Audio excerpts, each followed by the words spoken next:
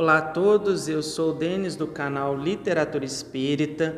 Hoje nós daremos continuidade ao nosso estudo do livro Nosso Lar. Estaremos falando a respeito do capítulo 34, com os recém-chegados do umbral. Então, no capítulo anterior, nós vimos o dilema a respeito de André Luiz em relação aos seus familiares da terra, enquanto ele aguardava as caravanas dos samaritanos que viriam do umbral com alguns resgatados, com alguns espíritos que seriam resgatados de lá.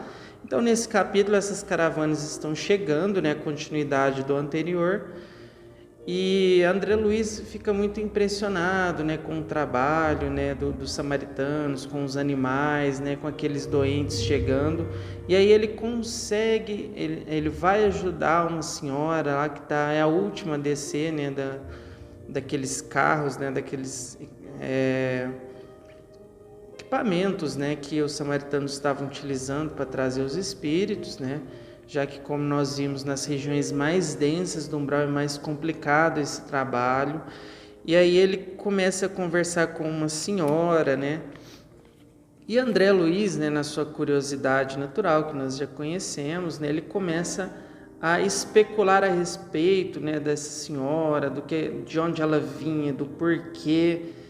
E mesmo, ele tendo sido avisado, para não se deixar levar pela curiosidade vã, a curiosidade ela pode ser boa quando ela é edificante, mas a curiosidade pela curiosidade é perda de tempo, ainda mais durante o trabalho.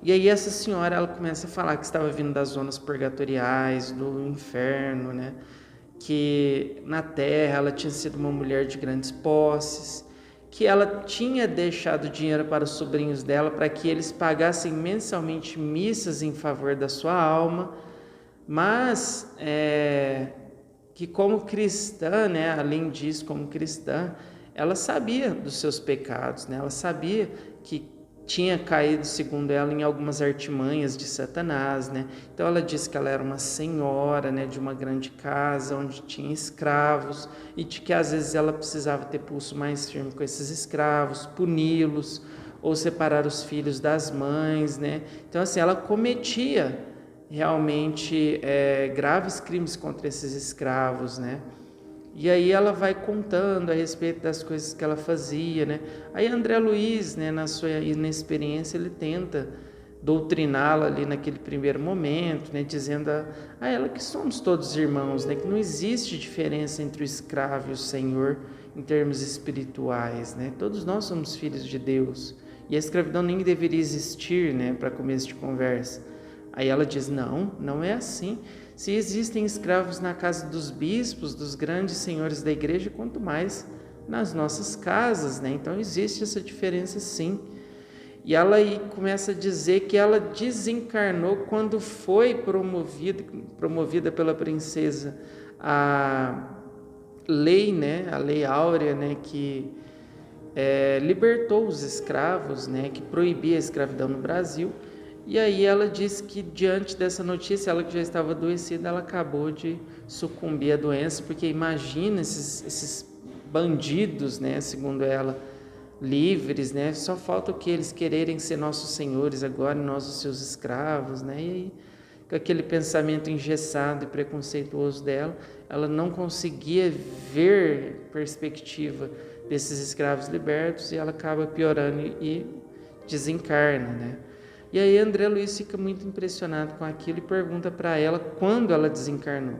E ela diz que foi, se eu não me engano, em maio de 1888, ou seja, quando André Luiz escreveu esse livro aqui, se eu não me engano, por volta da década de 1940, por aí.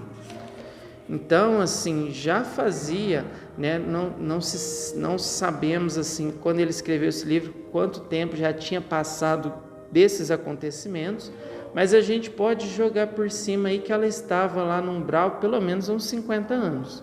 Então, para vocês verem como a situação ela é complicada, A pessoa, ela vive numa sociedade cheia de preconceitos e aqueles preconceitos acabam afetando-a, acaba engessando o seu pensamento, Na nossa sociedade hoje não é diferente.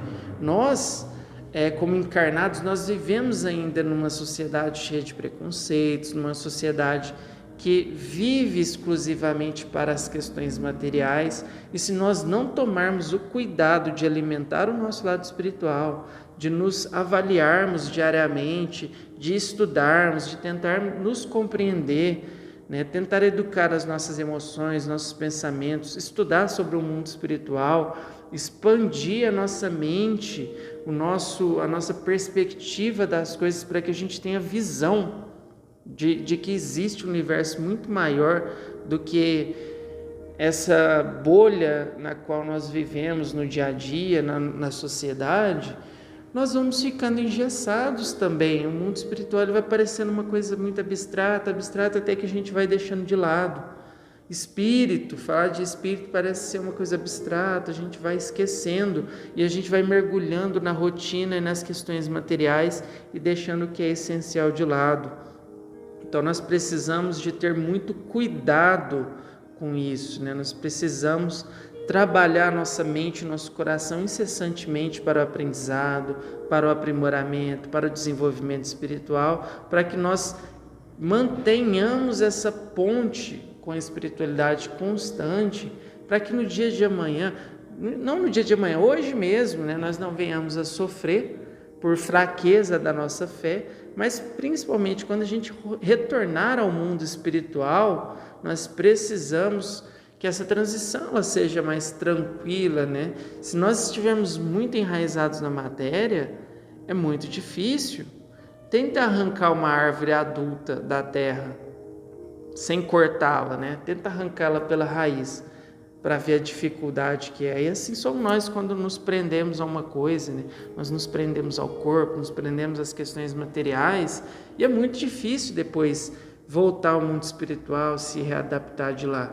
Então nós precisamos fazer isso agora, nós precisamos resolver as nossas pendências, nossas questões, viver num clima de espiritualidade, de reforma íntima, de transformação, de compreensão do nosso propósito de existir, para que nós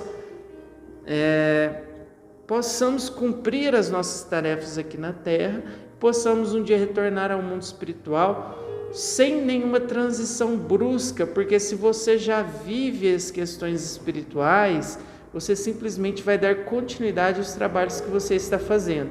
Se você está enraizado na matéria, você tem uma transição brusca e um sofrimento consequente disso, né?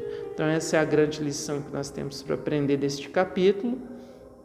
Vamos cuidar de não nos distrairmos em excesso com as coisas do mundo, né? Vamos estudar, vamos buscar o aprendizado, cuidar do nosso espírito, que é o bem mais precioso que Deus nos concedeu, que é o nosso próprio ser, né? O corpo é apenas a nossa ferramenta de trabalho. Muita paz e muita luz a todos, e até o próximo estudo.